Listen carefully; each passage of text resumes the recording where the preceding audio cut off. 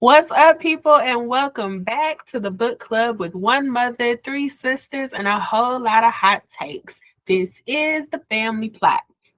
I'm Angel, the host and the heart of the crew, joined by my baby sister, Cam, our resident conspiracy theorist. Say, hey, Cam.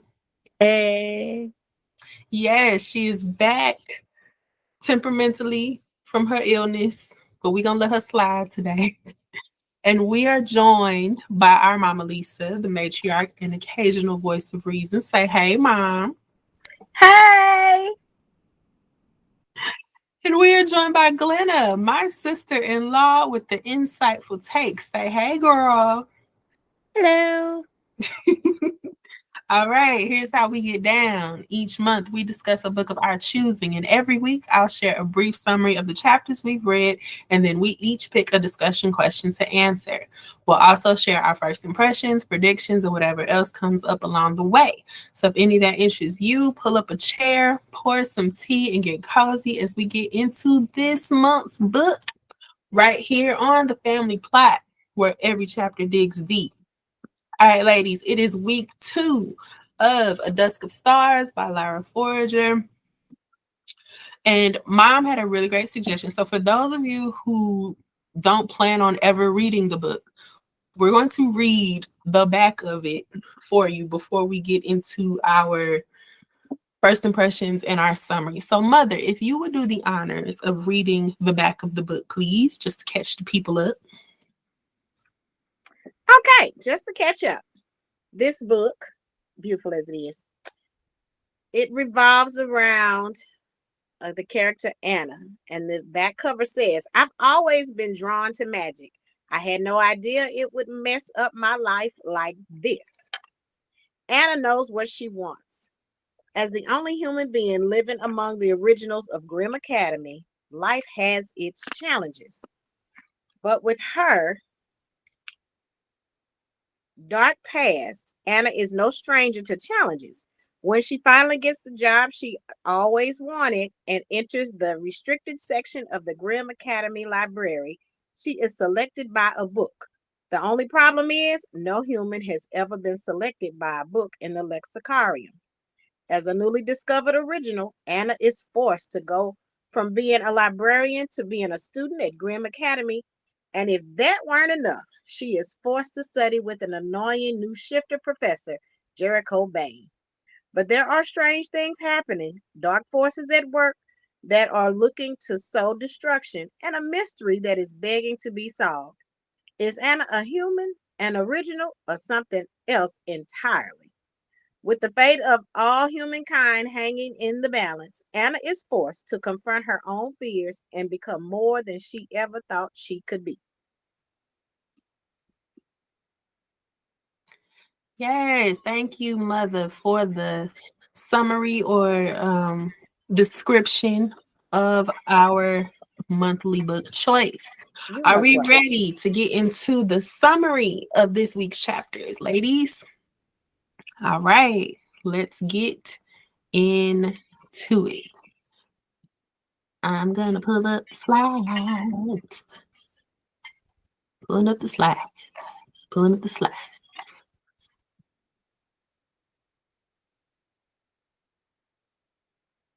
All right. Can everyone see the screen? Okay, awesome. We are in week 2. And you know what to do. All right. So, summary of chapters 11 through 20. So, Anna intervenes when a fae named Nim bullies Raven and her vampire friend Alaric, forming a tight bond among the three as fellow outsiders. Anna tries to research a Norse symbol linked to the Lexicarnum book, but discovers Lorcan has deliberately restricted access to those texts, raising suspicions. During her second special class, Bane tries to provoke Anna into shifting through anger.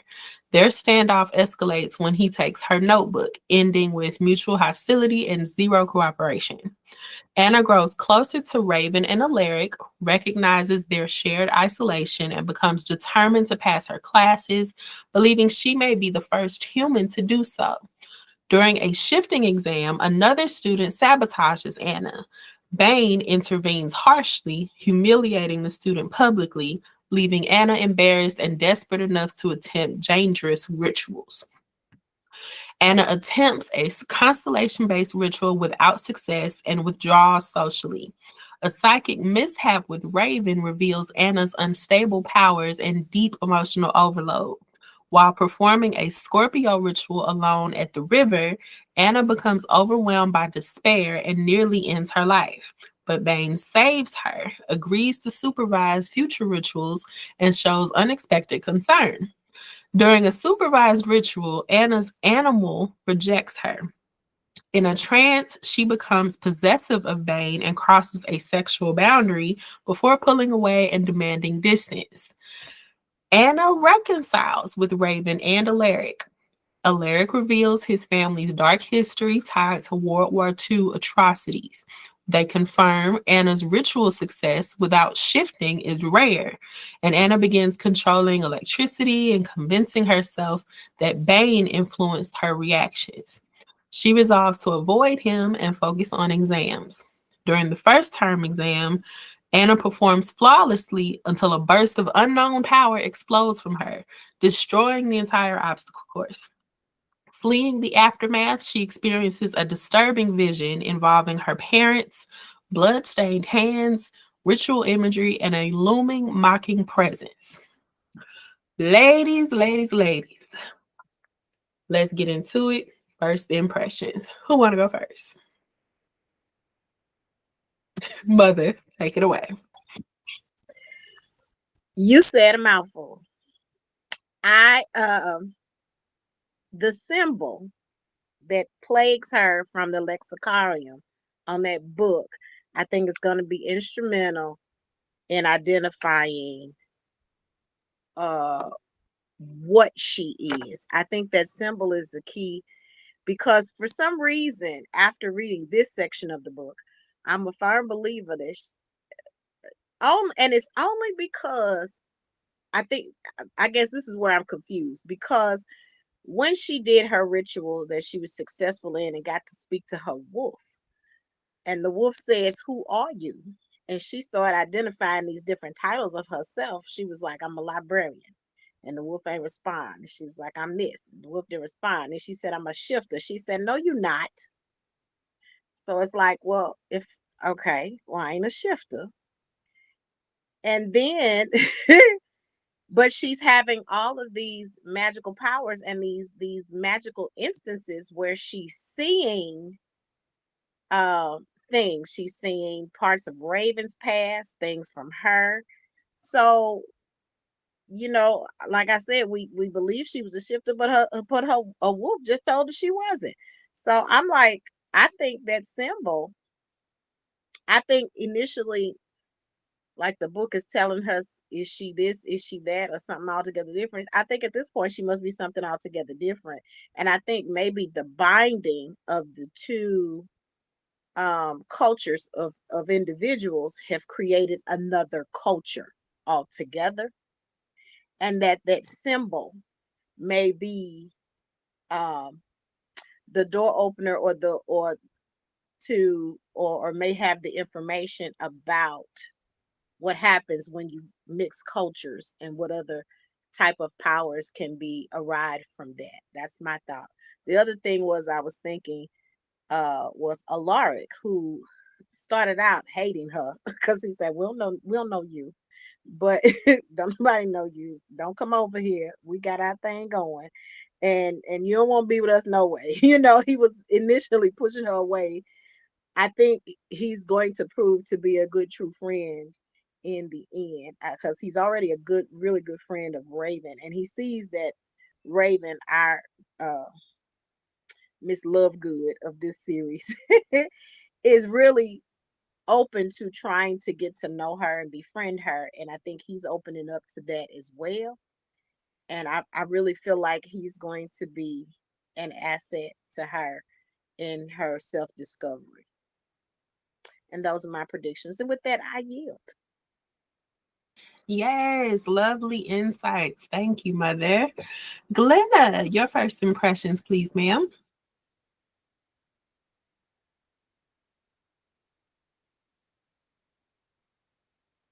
Yes, come on off mute. Yeah. Could you potentially go first with yours? Because my Yeah. oven's about to go off. Yes, go ahead. Um, so my first impression is very similar to yours, Mom. I'm actually very glad that she's found some friends in Raven and Alaric.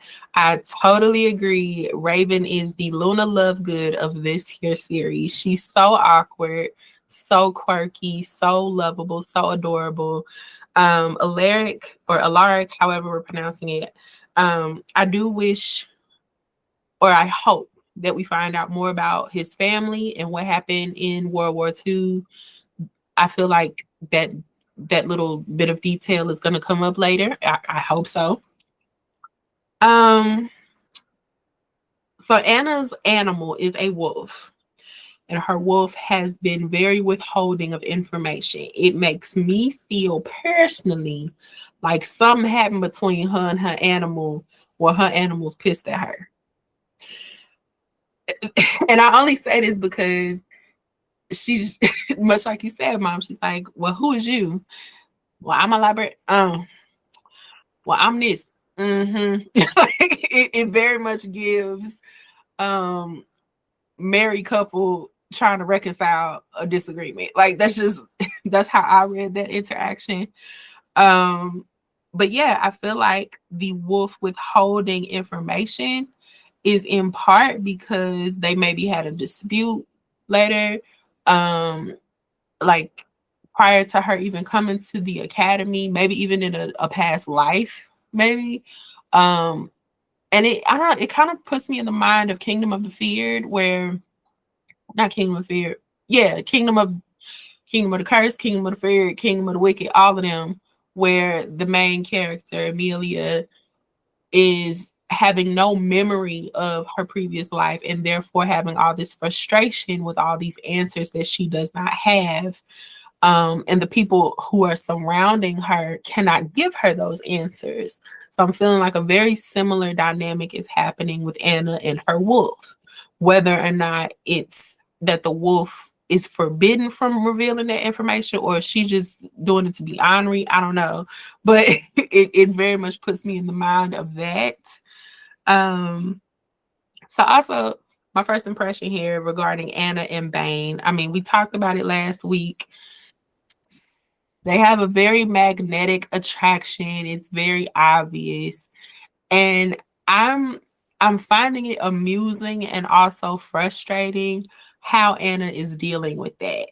Like the intrusive thoughts are winning, babe. It's okay. You're attracted to him. You ain't gotta fight the funk with all your might. But she really is fighting for her life. She is fighting the temptation like Cuba Gooding Jr. and Beyonce, fighting the temptation, fighting for her life. Um, it just it's only I think it's more frustrating because we as the readers know that the sooner you surrender to your feelings, the sooner you'll have some of the answers you're looking for. But you're so hell bent on not succumbing to your attraction to Bane that is really doing you a disservice and making it all the more complicated than it needs to be. Now, is he an asshole? Absolutely. Does that mean he's any less attractive to you? Absolutely not. So, so I feel like at this point in the book, at least, or maybe even the next week's chapters, I'm hoping that Anna will lean in so that she can make some progress in the ways of figuring out what she is and what her powers are. Because if you not, you're gonna keep blowing up gymnasiums, girl. You're gonna blow up half the grounds trying to withhold your feelings for this man. That's just how I feel. And so finally, my last impression, the symbol.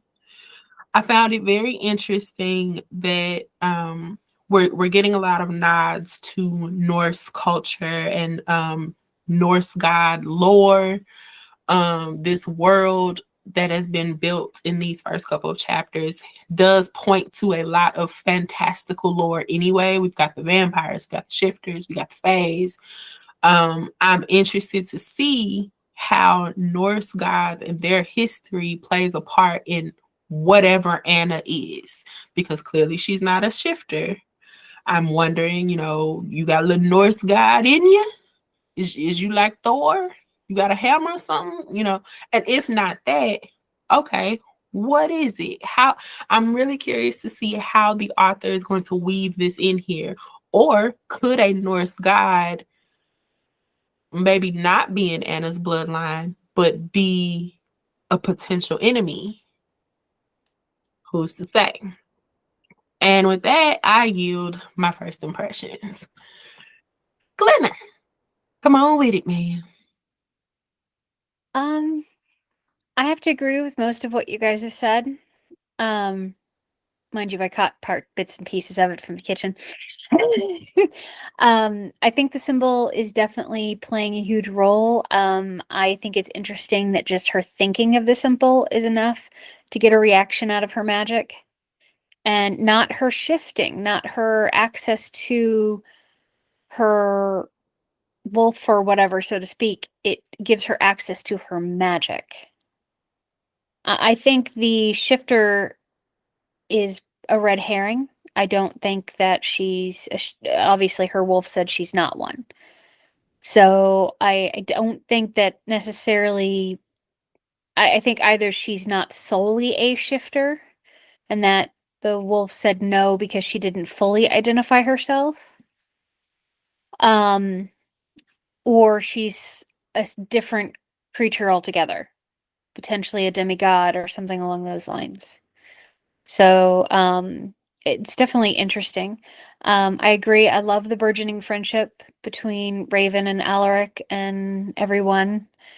Alaric is a sarcastic asshole, and I love him to death.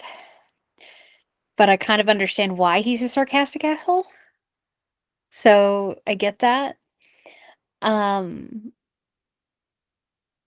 I want to say that she would have done what she did for Raven against the Fae, regardless of who it had been. It was just more apt that she understood with it being Raven. Because she seems like one who has had injustices thrown at her, and therefore she will get in between injustices and others. I think that's something that's in her nature. Um, yeah, I'm definitely interested. I think that the Bane is going about trying to get her to shift or whatever all wrong, but that's because she's not a standard shifter. So all of the things he's trying to use that he would normally use to help somebody in her position is not going to work because it's not who or what she is. So I think the ritual route is going to serve her well. I think we're probably going to have to see a couple more rituals before she gets more answers. Um, but yeah, so I'm definitely interested in seeing how things go. And with that, I yield. Yeah. Yes, Thank you, Lisa. Glenna. Oh, Mom, I see you have a hand raised. I also have a comment/response for you, Glenna. Go ahead, Mom. Excellent observation, Glenna. I was also going to input that number one, the wolf was funny. Because when she came out, it was like, girl, I ain't got time to chit chat with you. It made me feel like she was somebody's old girl. She was an old wolf. But so that's what you say. When you say from probably from another lifetime or something, I had that feeling because of how she responded. Like it was something like, you don't even know who you are. I ain't got time to be chit chatting with you. So that was the funny part about that. But in terms of Vane, and I in my agreement with Glenna and his approach to help having her shift, I really feel like um he, because he's an alpha without a pack, remember. I feel like part of the reason he may be doing some of the things he's doing is because he too is like her in that, or he could be like her in that he's bringing these things out to show her that you're not maybe not capable, but you're a little different than a normal shifter. Because I feel like he hasn't shifted at all, and there's nothing.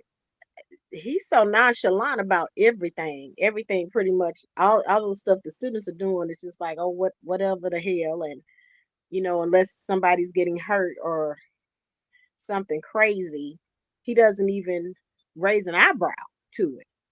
Because let's be real, he's supposed to be teaching her how to shift, and he considered her a lost cause. That's the reason she decided to go into doing the rituals. But now, how ironic! Instead of you teaching her how to shift, you're going to assist her in rituals, which makes me think he already knows kind of what she is because he himself may be whatever it is she is. And that was just the tidbit I wanted to add. And with that, I yield. Love it, love it, love it. Unfortunately, Cam had to drop off because she still is not feeling her absolute best. But we will meet. We will move forward with the rest of this particular episode. If she were here, I would want to let her know that in my mind,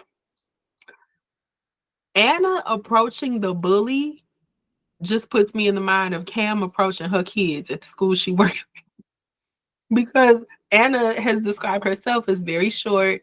She's human to her knowledge. And, you would assume this unseeming kid who's bullying is like taller and lanky. And here she comes with her little bitty body and all her authority standing up to the bully on Raven's behalf.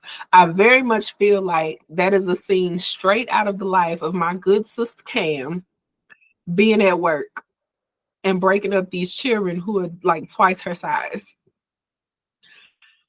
It is. Whenever, It is. yeah, Quite whenever you wake hilarious. up tomorrow, girl, just know that you are in this book in spirit. Amen and amen again. And with that, I yield.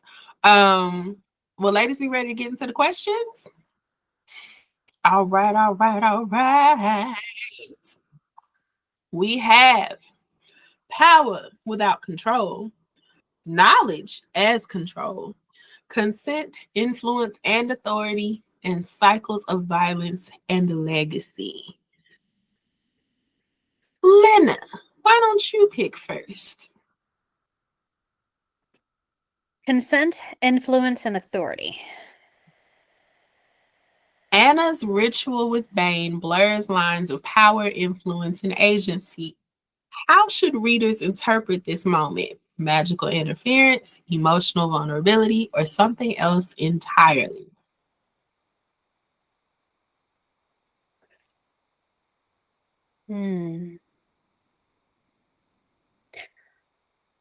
I think I'm going to choose all of the above, with the added of instinctual, because she's been drawn to him since the moment she laid eyes on him. And he's been drawn to her since the moment he laid eyes on her, as much as he's trying to be an asshole about it.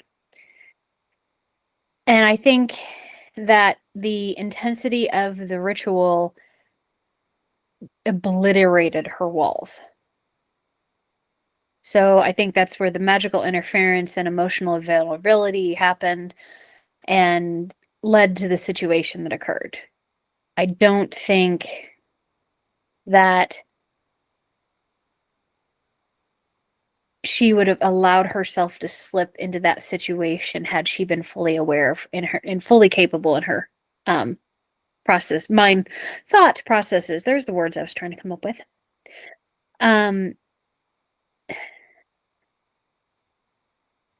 I think he, in the same vein, is instinctually drawn to her.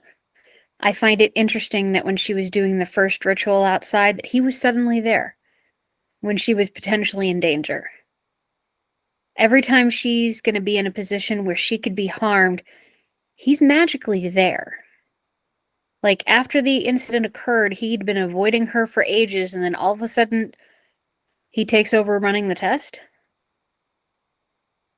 I mean, the entire situation from a standard student-teacher dynamic is irrelevant in this case, because she's not a typical student. She's not a 14, 18, 20-year-old kid going up against a 40 to 50-year-old professor.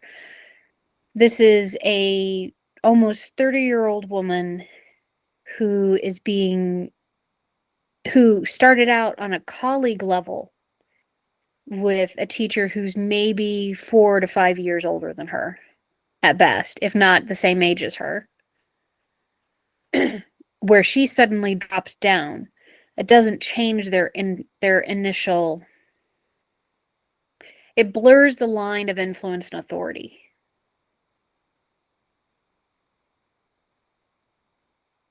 But I think the ritual itself definitely, it didn't blur the lines, it destroyed them. And I think her true instincts started to come out. And I think he just rolled with it. Literally.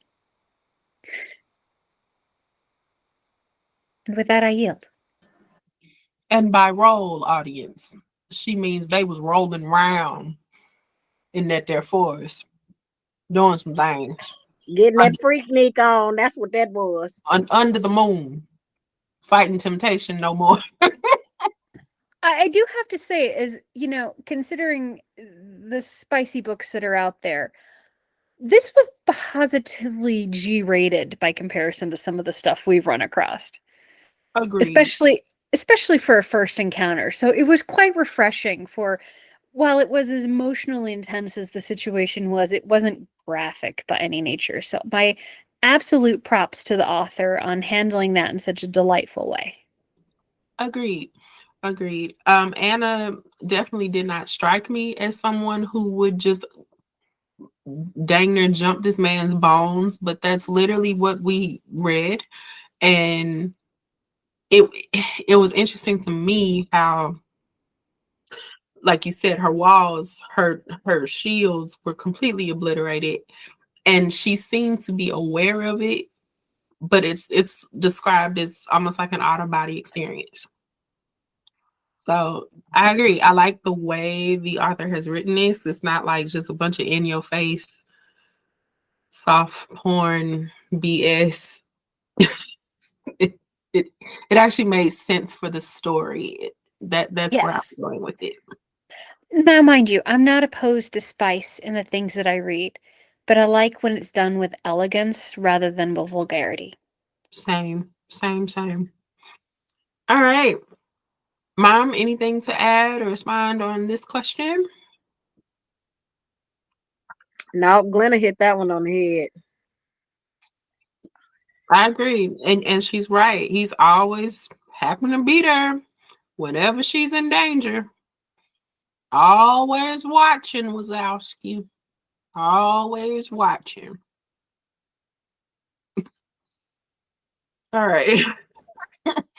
That said, Mother, what will your question be? It's the Wazowski comment for me. About that. Always watching. Because he's drawn to it. He is, yeah.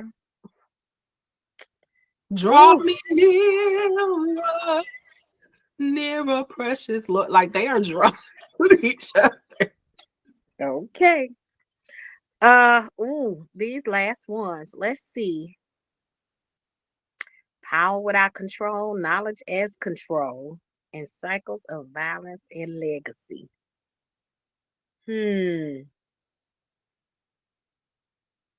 What is one to do? You say I always get which ones you say I always pick? You always get like self-discovery, identity type questions. Okay, that would have been the legacy one, right? Just let the Lord lead you. Because that's what I was gonna pick. The cycles of violence and legacy. That technically would fall in your regular. See, that's what I said. Let me pick something that you want me to go. I go out of my. Who's to answer what you want to answer? I'm gonna stick with cycles of violence to legacy because I feel like that's in my wheelhouse. I can speak from what I know. All right. Alaric's family history and Anna's final vision both hint at inherited darkness. How does the novel explore the idea that power carries historical and moral consequences across generations? Oh, girl, that's just history repeating itself. That is all. That's a flat out given. Um, e- even as the old preachers used to say, uh, God gonna give you the lesson over and over until you get it and then learn from it. So basically, that's kind of like history when you say this happens and it repeats itself until the next generation of individuals identify what went wrong so that it doesn't have to repeat, because people are going to be people. People going to be people, and there's always going to be someone who feels like they need to be in power for whatever reason whatsoever, and they create a dynamic that they believe works for them but not necessarily for another set of folks, and that causes frustration amongst folks just living and cohabitating in the same or similar space. Or then you have the issues of power where people want to be in power. So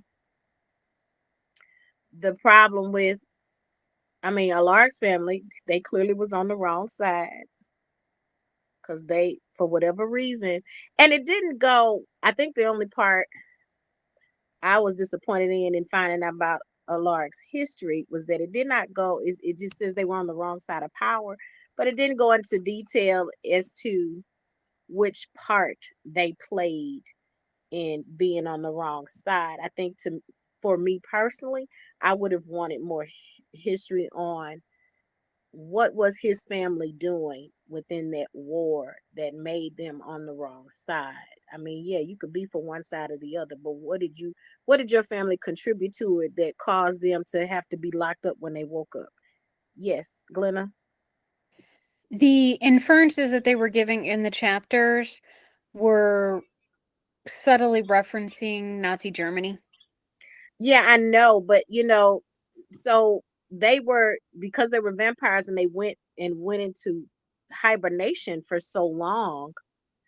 It's like, so are you, I guess in my mind, because he's like 120 something, he's over 100 years old based on the fact that he said they went into hibernation and he woke up, and technically he's 29, but they've been around for so long. So my question is, I guess my concern was, I know in the Hitler time frame, we know they were imprisoning folks who were over the camps. We get that part.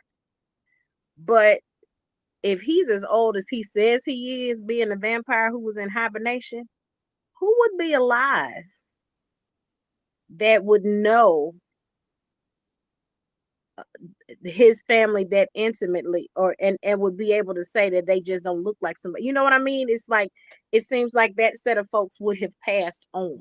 And I know there were some things in war where there were some really, really old people that ended up going to jail. And that may have been the case, but I'm pretty sure outside of, because they were vampires. So I was just, to me, it felt like more of their vampire lifestyle would have been a factor. And I could be wrong, but that's why I Well, said I would hope to have more insight as to exactly what they were doing, that they were considered part criminals in that. you also have to keep in mind that this is a world that knows about vampires and knows about things like them going into hibernation and things like that. So Mm-hmm. they could have been brought up on charges with the evidence saved for whenever they came out of hibernation. And he That's did true. mention that his family were, with the exception of him, were all in jail. Right, right. And So I got that whatever they part. did got them And into jail immediately upon waking up. So I'm assuming I it's one got of you. the worst. Yeah, it's one of the worst, I'm sure. But even with Anna and with that, like I said, I personally would have wanted more history or background for his family. And then with Anna's visions, hinting at inherited darkness again, another instance of, I really would want to know a little bit more. And I know we're going to get a little deeper into her history. Um, as it's revealed, because I really feel like she's almost parallel to Alaric in that there may have been a time frame where she not necessarily was in hibernation, but her memory was taken from her, like Angel referenced before in the other series we read in Kingdom of the Curse, Kingdom of the all the different kingdoms that we read, that there was a portion of her memory that was taken or hidden from her, and that might be part of where that symbol is unlocking. Uh, because until she opens, and like Angel said, until she surrenders, some of these things won't get opened unto her for her to get it. And she's getting snippets. Now she may know it and just not be talking about it. But I kind of feel like there are some things that even when she became vulnerable and opened herself up to Raven and Alaric, because they said, well, we really don't know you. You haven't shared with us. You won't talk about yourself. She didn't talk about her family, really. She talked about, he poured out his history on his family. This is who I am, and it's not that I'm powerless. I choose not to use my powers because I know this about my family history, and I came from this. Where she says, oh, you want to know about me? My favorite color is green. I like spaghetti. Come on. They're asking about who you are as where did you come from? And she didn't divulge any of that information. And I don't know. I felt like it was because she may not have known it. She may have blocked it out, or it may have been hidden from her. Because I do understand childhood trauma too. You can block some stuff out. But again, I feel like for me, I would have wanted to know more to be able to truly answer this question. But I do feel like that she and Alaric both have a past that's rooted in some type of violent traumatic pain, and I'm sure there's a power play involved, which is why she has been without the knowledge of who she really is for so long. It has to be some power in play, or some power that be, that's kept that from her. Now his, of course, is historical, and the question asked about historical and moral consequences across generations. Well, we all know when you hide information from a generation or from individuals, it can cause some generational issues. If nothing else, some inbreeding on the personal level. If you don't know these are your people, you won't know you with your procreating with your people. But so there are a lot of different things that can happen in that particular thing. The moral consequences of not sharing information and falling down the rabbit hole of the same thing that your ancestors went through, because for lack of a better term, you're not sharing that information. That is that is extremely dangerous. It's very dangerous, because you can potentially repeat cycles, and that becomes even more harmful for the next generation. I do appreciate that the novelist is allowing those little tidbits of character development to come in, because it shows why Alaric came off the way he was immediately. Well, I got a lot to deal with, and me opening up and showing the powers that I really have can potentially cause me more harm. And then I don't want to share that with other people, because that too could cause him to be subject to some type of legal action, just like his parents were. So you know so his character is was portrayed very well, and to me, in terms of identifying, I know my history, so I have to be this way to protect who I am. But he's managed to just be open up just enough to say, okay, it's not that I don't like you, but I have to be guarded, you know. And she didn't do the same, which is why I think it was a little bit unfair because he's trying. and he's trying to be there for her. And Raven is, well, Raven is Raven. We're gonna leave it there. But yeah, with that, me personally, I would love to have a little more background on her history. But I think as we get closer to we get deeper into this, because I know we only halfway in, as we get a little bit deeper, we're going to get a little bit more tidbits of that, and that's going to give us a little bit more insight as to why, um actually, who she is, and why she does not know who she is as well. So, and with that, I yield. Do you know who you are? No, no, it was just very much giving Edna from The Incredibles. No, no, yeah, that was a lot of good points, Mom. A lot of good points. I think it was given Lion King. Do you know who you are? Who you know? You do not know who you are. Remember who you are. Yeah. You are. That's right. We come up on a lot of books where our main characters have no clue who they are. It's interesting, to say the least. Yeah, them self-identity questions are a hell of a drug. So, okay, so since Cam isn't here, we'll answer whatever question I don't pick together. So I will pick, let's see. I guess I'm gonna do power without control.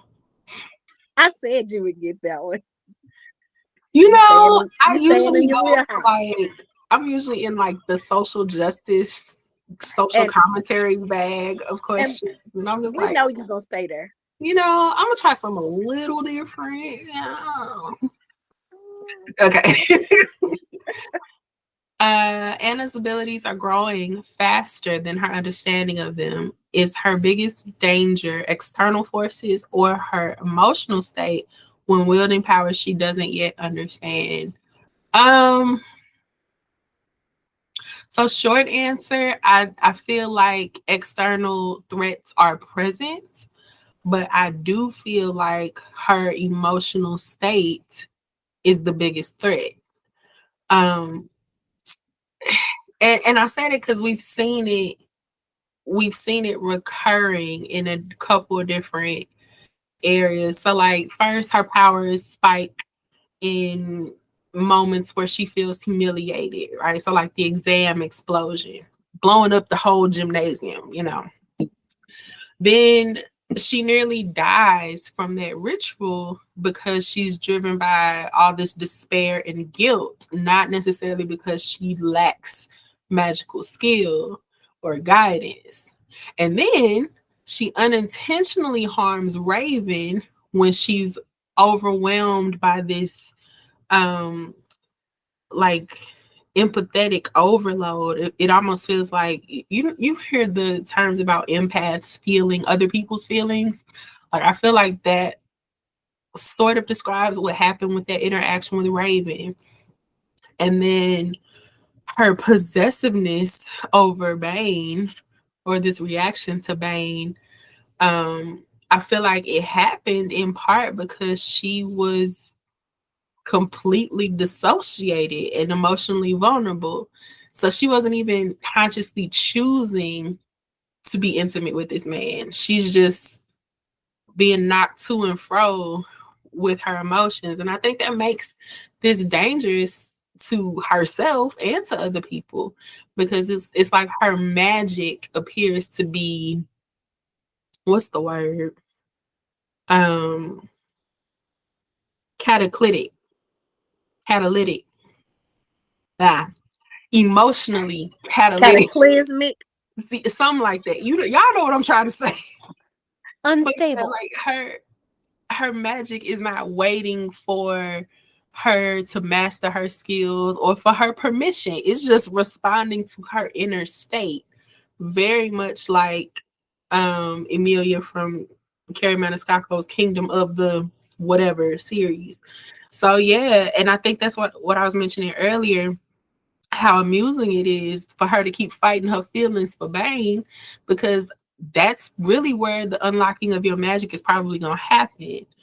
As soon as you understand yourself, you might be able to understand your power a little bit more. So yeah, I feel like, yeah, we got a lot of external forces against her right now, but her emotions is the ignition source. It's the remix to Ignition, hot and fresh out the kitchen. And really, like, Anna is like at this crossroads, or I feel like she need to stand in stand up 10 toes down and be like, I told the storm to pass. Because the storm is inside you, boo. It ain't just everybody around you. It's inside. It's what's inside that counts. But yeah, Lorcan and his manipulation, all these secrets at the school, this Scorpio ritual going wrong. Yeah, it's all a threat. But she's more of a threat to herself. And with that, I yield. So,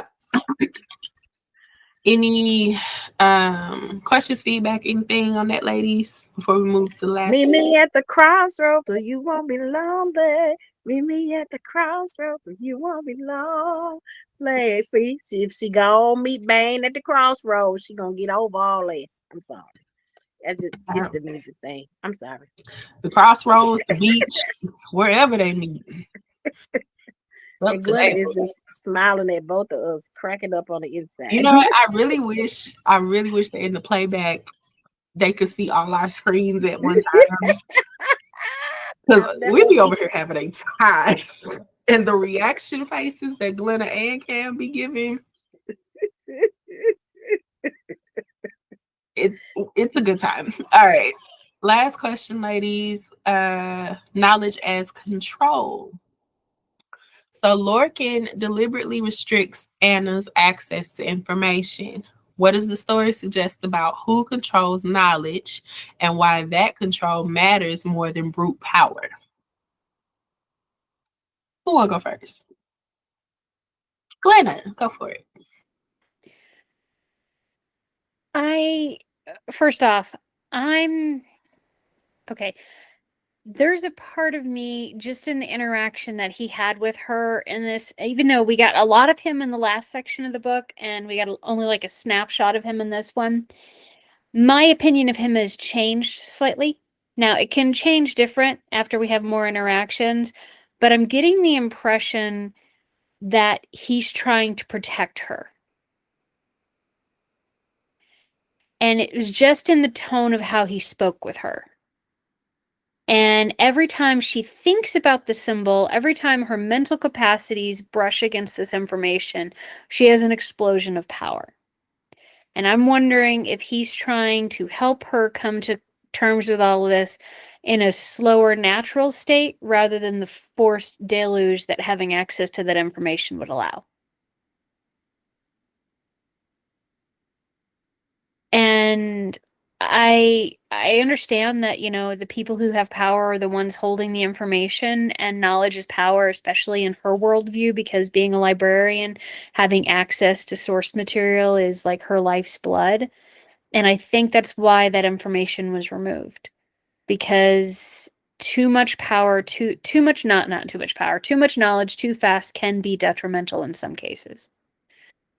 And I think it's almost like it'll be telling if certain books start to reappear slowly over the next couple of sections. If that starts to happen, then I think my theory is correct. Or if he starts allowing her access to certain things, I think my theory will be correct. But I honestly think he's trying to give her a more subtle bout into all of this rather than a deluge. Because I think her mind is her stumbling block. Now, whether he's trying to force this to happen this way because he's trying to hide the information because he doesn't want to get screwed over by whatever happened, that's a possibility too. It could not be altruistic. It could be completely vicious or malicious as well. But I think that there's a way in which information is going to be given to her, and I think it's not going to be a here's all the information you could ever want and need. It's going to be a she's going to have to fight for it. And I think the overflow of knowledge would, in her brain, be a brute force. Because every time she has an intellectual aspect into this is when she has a spike. Whether it's the information download from Raven that then sucks her own memories into existence, the thinking of the symbol and then her having issues, the ritual and then gaining a power. There's a lot of different things that every time she goes into a mental state to kind of control her powers or gain access to her wolf, she has a surge.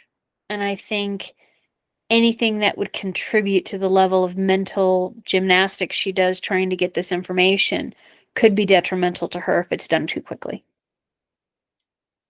I really hope you're right, because it would just ease something in me to explain why he's being such an asshole to her. But Mom, stop laughing. It's I'm sorry, because I thought the opposite. well, here's the thing. Like I don't know. I it could go either way. It could be that he's not protecting her at all. It could be that he's just wielding his power to be a dick. It could be that he's trying to slowly dilute this information to her. But I hope that you are right, because I don't do well with people just being assholes for the sake of being assholes. Like, I feel like there has to be a deeper reason for you to just wake up evil just because. I also take into account the very timely mention of the fact that he had a daughter and the fact that he was having a, I guess, argument with her voicemail right before he spoke with her, and that his tone was definitely not his normal disdain when he was speaking with her at first. So I think there's a good person inside Lorcan. I just think he's elementally an asshole, but I'm hoping he's an asshole with a good heart. Yes, I think that's our general hope. Now, well, before I get too deep into my mom, I see you had a hand raised. Oh no, I was just gonna say in terms, Glenna made a lot of great points. Some of which I agree with, some of them I didn't. The only one I didn't agree with, it wasn't that he put the books in there for her so much protection as it was. I don't know. I guess I'm. Let me say I'm split minded on this one. I hate that. I hate that double minded. But I was thinking it could go either way, in that with him being a shifter, number one, he recognized when she initially had the issue, and they were like, wait, she's a shifter, but she's been progressing as a human. I feel like if he truly understood and was protecting her, it was because he himself got with a Fae and know what that kind of kid looks like. And that you said that right there, that face right there, that's where I was right there. Because I'm thinking, because in my mind, I'm already thinking she's Fae and shifter. And so in my mind, if he put that stuff in the restricted section, he did it because he knows what type of challenges a I call divergent hybrid, blended ability individual could be. Because Cammie told me I shouldn't call her divergent. But anyway, but then I also was on the mindset, well, no, if he didn't, or he doesn't have that experience, it could be because he understands that, or he has, because he's a colleague of hers, and he probably has been there longer than she has, he's had the opportunity to read about that type of person. And when she revealed herself, he was like, oh, I need to put this stuff up, because if she truly understood her powers, we're going to have a problem on our hands. You know what I mean? So it could go either way for me. But I do believe if he was doing it like Glenna said to protect her, it would have been under the guise of um, knowing too much too fast is a problem, and it could, I mean, it could possibly do more harm than good. But and or that he have experienced someone that he cares about, maybe not his daughter, but someone he cares about intimately that is like her, and knowing that that information that he put in the restriction section, because guess what, as a student you can't get to the restricted section, and he knowing that too much information too soon would be dangerous, or on the flip of that, like I said previously, um yeah, he knows, after revealing herself and having the knowledge himself from being a colleague and being a professor, and having an opportunity to read all about that and know all about that prior to her coming and taking that job 2 3 years ago, he may not, oh no, this ain't good when we get one of these individuals, especially if they don't know, and that could cause a whole nother rift in the system that. So to me, that could have gone either way. And with that, I yield. So, okay, initially, I thought one thing, and after listening to you both, I'm, I think I'm more and more settled on the fact that I don't believe Lorcan is the enemy here. Much like I don't believe Bane is the enemy in this story. Are they both assholes? Absolutely. But I feel like there's a greater threat coming because of the position of where we are in the book. And also, like Glenn has so eloquently put it, like it could be protection. It could be withholding for some prejudice purpose. It really could go either way, and because of that I feel like Lorcan's motives for restricting Anna's information are like the least of my concerns right now. But just kind of piggyback into that to the question, what the story suggests about who controls knowledge and what that says, what did it say, and why that control matters more than brute power. So ultimately what I get from this is knowledge is power. Knowledge is power. Knowledge is power. Knowledge is power. um to the 12th degree. And while brute force is loud and visible, like Anna's explosive magic blowing up the gymnasium, is also self-destructive.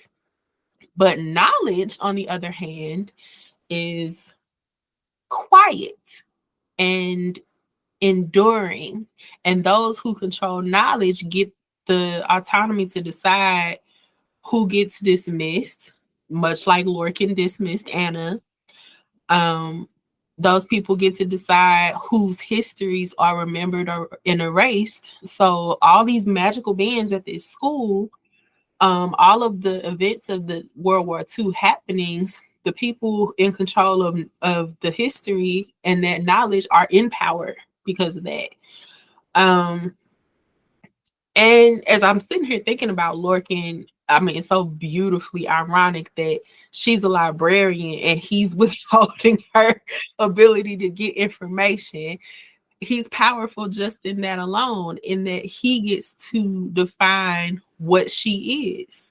He gets to say, no, you're just a student. No, you're just a librarian. No, you're just this. Because as long as you don't know, it's whatever I say it is. So, in a way, the library, the academy, everything reinforces this hierarchy. And even though the Lexiconum chose Anna, right? The institution tries to override what the lexicarnum said by withholding information from Anna, still forcing her to be compliant rather than have the comprehension of who she is. So again, like I don't think Lorcan is the enemy, but I do think he's fearful of something. Because if Anna knows whatever's in them books, huh? She may no longer fit into this role he's trying to assign her. And it might actually unlock the door to whatever else is out there. So yeah, I think the book is trying to tell us that knowledge knowledge is power, knowledge is power, knowledge is power, and knowledge can rewrite the rules of this entire world. And that's why they guarding it so fiercely. Okay, I think that's enough of my little conspiracy theorist social commentary. I always seem to go here, y'all. I don't be trying to, I promise. But it's a valid point. You know, it reminds me of the Roman Catholic, the Roman Catholic Church in the movie with Tom Hanks. What was he doing? Angels and Demons, and what was the other one? Oh, Da Vinci Code. Da Vinci Code. Yeah, how they had hidden so much information away to keep certain information sacred, and you know, because of the challenges it would create based on what they wanted the people to understand and believe. So if you know certain things got out, it would change and have people questioning. And like you say, here it is. This Lexicarnum picked this child who's supposed to be human, and it's like, so why is Lord Can restricting information? Is he doing it because he knows, or maybe he's doing it because the Pied Piper is threatened, or maybe or she may have been the one that said you need to. Somebody is saying you need to put that information aside for right now. Is a reason that needs to be hidden right now, and nobody knows. She may have ordered it, or you know, he just may have done it himself. No one knows. So you're right. You know, the knowledge is the power behind everything. So with that on a more lighthearted example, Men in Black. That whole series is based on the secret. Oh my God! Aliens from the people. Because if the aliens from the people, girl. Because if they knew, they would. What he said, create mass hysteria. Because he said it's all. One of them scenes, Will Smith's character was like, "What do you mean? Like we can tell people they can handle it." And Tommy Lee Jones' character was like, "People are dumb, panicky weirdos, and you know it." And I'm like, you're right. That kind of knowledge would not be handled well by the masses. That's why you can't yell fire into a theater. You can't handle it well. Also, why it baffles me every time there's a severe snowstorm and people go in and buy milk, eggs, and butter, or milk, eggs, and bread, and I'm like, and toilet paper. And toilet paper. Well, yeah. But my thing about that is, like, I actually looked at somebody who had, like, 2 gallons of milk, 2 dozen eggs, and I'm like, okay, are you just making, like, the hugest batch of French toast you've ever made? Because, so we started calling it apocalyptic French toast as a joke in my pharmacy.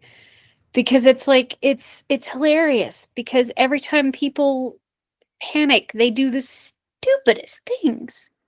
So yeah, I don't think any mass, like, it's one of those things where even if the world knew that certain huge things existed, it would not be smart to just like lay it out for people. You've got to like slowly integrate that information. Because people as a whole, what is the saying? A person can be smart. People are stupid. Exactly. By and large. Amen and amen. So that said, ladies, we will reconvene with week 3, chapters 21 through 30. Prayerfully, Cam will be back because week 3 is when we do our spinning of the wheel to find out what we're reading next month. So, prayers up for Cam. And if there's no final thoughts, predictions, or questions or conclusions, I'll see y'all next week. All right. Bye. Next week it is. Bye. Bye.